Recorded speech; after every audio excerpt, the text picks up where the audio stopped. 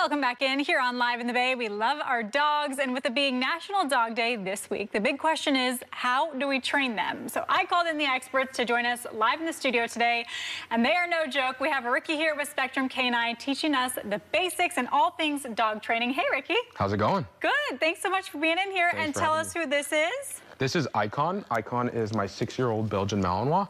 I've had him since he was about 7 months old, and he's my walking resume. He's my partner, he's my shadow. So yes, and he's a really good resume. We've seen so many fabulous videos of him and you training him. So he's not the only dog you train. You do lots of them, all kinds, right? From absolutely. Puppy to adults. Tell us a little bit about Spectrum Canine. So Spectrum Canine is a well-rounded dog training company. We train dogs, all sorts of dogs, from service dogs that help people, therapy dogs to help kids and victims of crimes feel better and comforted.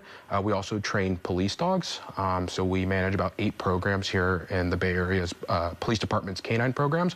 And then also we train the everyday pet dog as well. So families all around the Bay Area have been working with us for years to raise their puppies up to be the perfect canine companion. Yeah, so you really cover it all, I guess. You cover all the bases. Tell me, how did you get started and decide, I think I want to be a dog trainer? How'd you do that? You know, I started really early on raising guide dogs, helping raise guide dogs for blind people.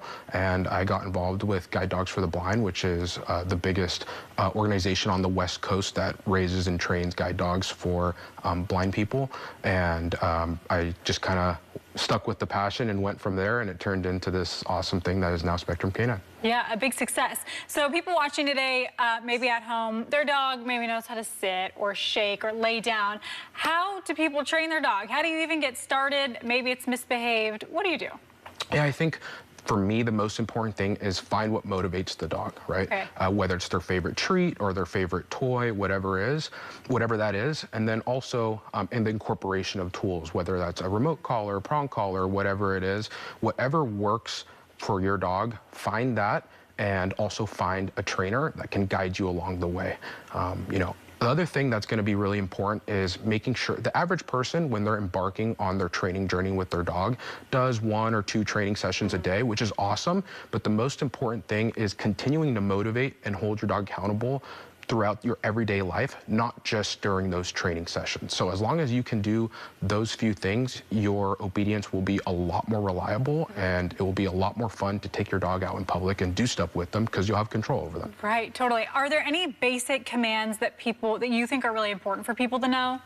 Absolutely. I think every Bay Area dog owner should have a couple things. Okay. First, a loose leash walk or a heel, which is where the dog walks next to your side without pulling on the leash. I think that's important because especially like here in the city, or maybe even like on a hiking trail, if you have your dog on leash, you walk past people, and some people just don't want to be, they don't want a dog coming up to them. They don't want to say hi to the dog. That's fine.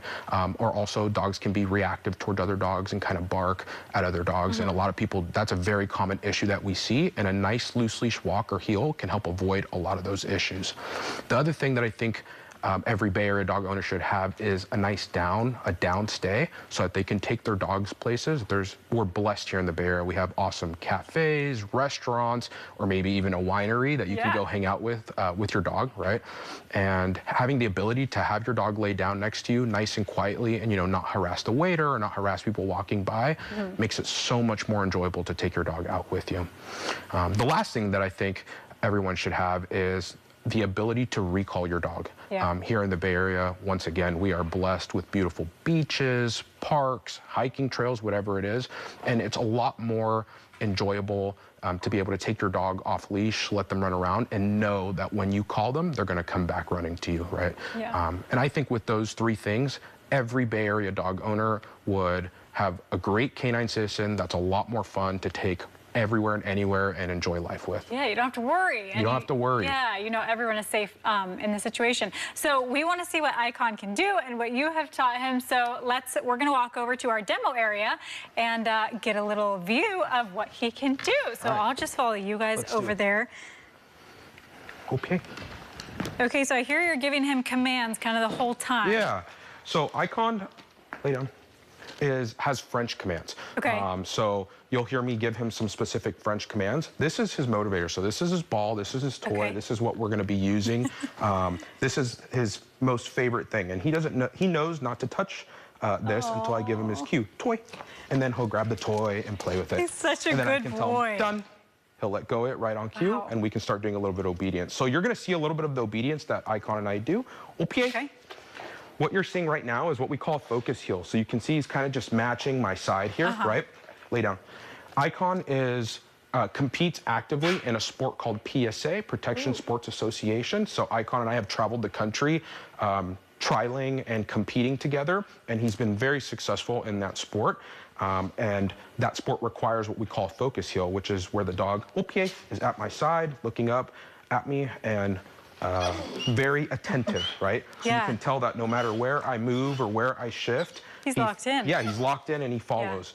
And it's been very beneficial to have this living in the Bay Area, because I can take him and walk him in crowds, I can take him in public, I can take him anywhere, and I have the ability to keep not only keep him close to me, but keep his focus as well. Okay, wonderful. And Rick, if people want to get involved with Spectrum Canine, let's tell them how they can. If people want to learn how to train their dog, or take some private lessons, or maybe even send their dog in for a board and train where the dog can come and stay with us for an extended period of time, they can contact us at spectrumcanine.com. That's SPECTRUM, the letter K, the number 9.com, or on Instagram at Spectrum Canine. Awesome, Ricky. Thank you. And Icon, so much for being here today. Thank you so much. We really appreciate you.